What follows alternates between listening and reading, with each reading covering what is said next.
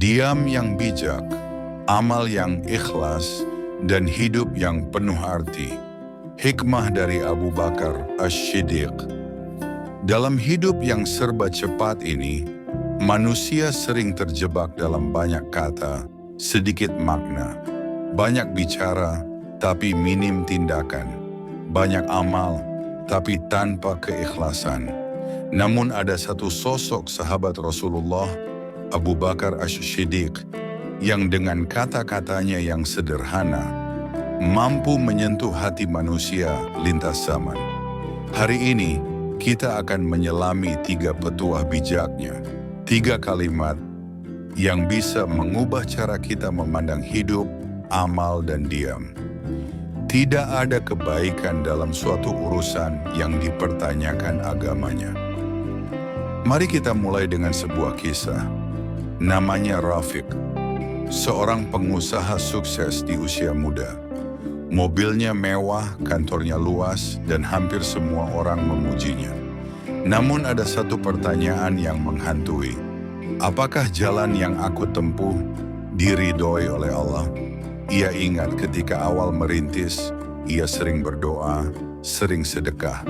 Tapi kini demi proyek besar, ia bahkan berani menutup mata atas riba, suap, dan tipu daya. Sampai suatu hari seorang anak kecil mengetuk kaca mobilnya. Bocah itu berkata lirih, "Om, boleh tanya, kenapa hidup orang baik sering susah, tapi orang curang malah kaya?"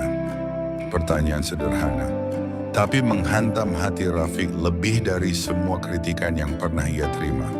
Sejak hari itu, ia memutuskan untuk berhenti sejenak, merenung. Lalu ia menemukan kalimat ini, "Tidak ada kebaikan dalam suatu urusan yang dipertanyakan agamanya. Harta yang bergelimang tak berarti jika jalannya meragukan. Karier yang tinggi tak ada nilainya jika dibangun di atas kebohongan." Sahabat YouTuber Manfaat, apapun yang sedang kita usahakan, tanyakan ini dalam hati. Apakah Allah ridho? Apakah ini halal? Apakah ini membawa berkah? Karena bukan hanya hasil, tapi jalan menuju hasil itu yang kelak akan dipertanggungjawabkan.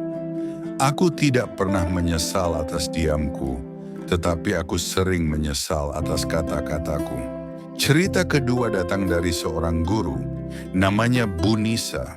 Ia dikenal bijak, tapi pernah satu kali ia menjadi korban fitnah di antara guru-guru lain. Bu Nisa itu sok suci, cuma cari muka sama kepala sekolah, kata salah satu dari mereka. Dan anehnya, Bu Nisa tahu siapa pelakunya. Namun, ia hanya diam. Orang-orang bertanya, "Bu, kenapa nggak dibalas? Kamu bisa kok bela diri." Tapi Bu Nisa hanya tersenyum. "Lebih baik aku menyesal karena diam, daripada menyesal karena membalas dengan kata-kata yang tidak perlu." Beberapa minggu kemudian, pelaku fitnah itu dipindahkan karena ketahuan berbohong. Dan Bu Nisa tetap disegani, bahkan lebih dari sebelumnya.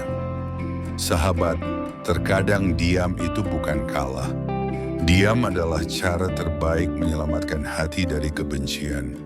Karena lisan yang lepas bisa jadi pisau yang menyayat banyak hati dan menyesal seumur hidup.